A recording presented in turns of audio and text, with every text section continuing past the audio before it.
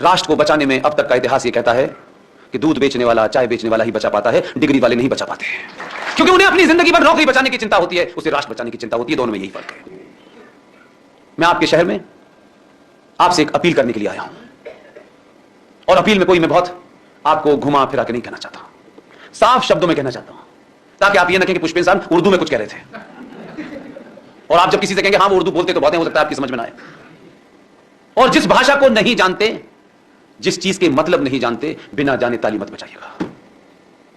ये जो हमारे अंदर एक कॉम्प्लेक्स है, उर्दू कोई बोल दे, ओफो क्या इंटेलेक्चुअल है यार, क्या उर्दू है यार, पता कुछ नहीं है, लेकिन एक कॉम्प्लेक्स है।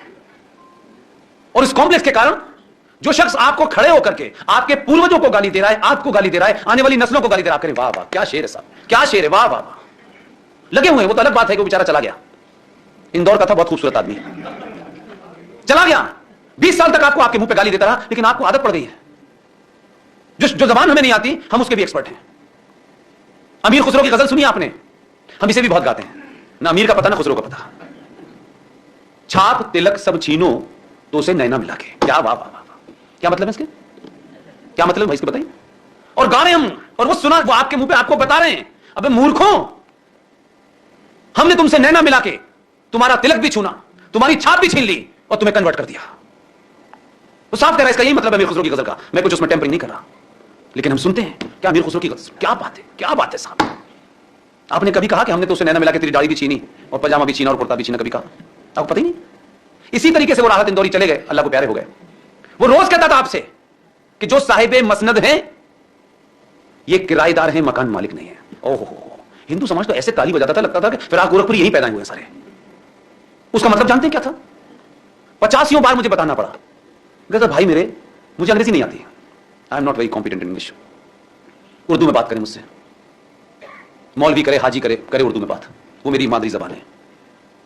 मुझे प्राउड होना चाहिए अगर मुझे कोई लैंग्वेज आती है तो। और उर्दू जानने से आप मुसलमान नहीं हो जाते, क्योंकि मुसलमानों का उर्दू से कोई लेना देना नहीं है। यह गलतफहमी है आपको कि उर्दू मुसलमानों की जबान है। किसने कहा? कहां से आई उर्दू? इस्लाम कहां पैदा हुआ, उर्दू बोली जा रही थी? हमारे ही खित्ते की जबान है। फिर आप गोरखपुरी कौन था, प्रेमचंद कौन था, कृष्ण कौन थे, नहीं पता आपको? उर्दू का पहला छापा खाना लखनऊ में खुला, सक्सेना साहब का था। यह बिल्कुल वैसे ही झूठ है जैसे कहते हैं कुरान मजीद आसमानी किताब है, बगैर कोरियर के नीचे आई है। आसमानी किताब है।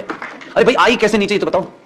वैसे ही जैसे घोड़े के पर लगे हुए थे, वो उड़ के उस पे गए थे, वो घोड़ा मिला नहीं जिसके पर लगे हुए थे, लेकिन चल रहा है, हम सुन रहे हैं। जो आज साहिबे मसनद हैं वो किराएदार हैं, मकान मालिक नहीं है। मसनद का मतलब समझते हैं आप लोग? गुजराती लोग आप लोग नहीं समझते होंगे, ये यूपी बिहार में ज्यादा होता है। पुराने जमाने में जो राजा महाराजा होते थे वो कुर्सी पर नहीं बैठा करते थे। अगर नेहरू जी को आपने देखा हो खेलते हुए, मैदान में नहीं, बिस्तर पे अक्सर खेलते थे वो, उसको देखा हो तो उनके हाथ में एक गोल का तकिया होता था, उसे मसनद कहते हैं। जो गोल तकिया होता है जिसे लोग पीछे टेक लगा के बैठते हैं, उसे मसनद कहा जाता है। राजा महाराजा उसी मसनद को लगा करके सुल्तान अपना दरबार चलाते थे। इसका क्या मतलब है? जो आज साहिबे मसनद हैं, यानी आज 1947 के बाद से जो इस मसनद पे टेक लगा के बैठे हैं, ये किराएदार हैं, मकान मालिक नहीं है। आया समझ में? अभी भी नहीं आया हो तो फिर समझा देता हूं। 1947 के बाद भारत की सत्ता हिंदुओं के पास चली गई है। ये सिर्फ कुछ दिन के किराएदार हैं, असली मकान मालिक तो हम हैं, क्योंकि हमारा बाप बाबर था, अकबर था, औरंगजेब था। ये कुछ दिन के लिए हैं, हम इनको खाली कराएंगे। इसी मुहिम में चल रही कहानी। वो शेर पढ़ रहा है, आप ताली बजा रहे हैं। तो आप शब्दों को समझें, भाषा को समझें, संकटों को समझें, लड़ने की तासीर पैदा करें।